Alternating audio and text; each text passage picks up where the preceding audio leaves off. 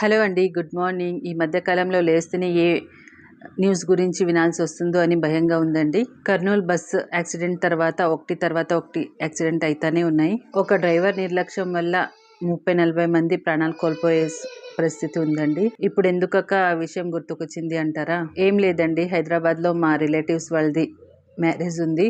So ఇంట్లో అందరూ భయం పడుతున్నారు. అమ్మ వాళ్ళైతే ఇంకా ముఖ్యంగా భయపడుతున్నారు. ఎందుకమ్మా వెళ్ళాలి, వెల్ ఏం కాదులే పోలేకుంటే అని. అందరింట్లో పరిస్థితి కూడా ఇలాగే ఉంది కదండి. ఎక్కడైనా వెళ్ళాలంటే చాలు భయంగా ఉంది ప్రజెంట్ సిచ్యువేషన్లో. సో ఎందుకో గుర్తుకొచ్చింది, అందుకే మీతో షేర్ చేసుకుంటున్నాను. ఇక వీడియో విషయానికి వస్తే బాబుకి టిఫిన్లో కూడా దోశనే ఇచ్చేసానండి ఈరోజు.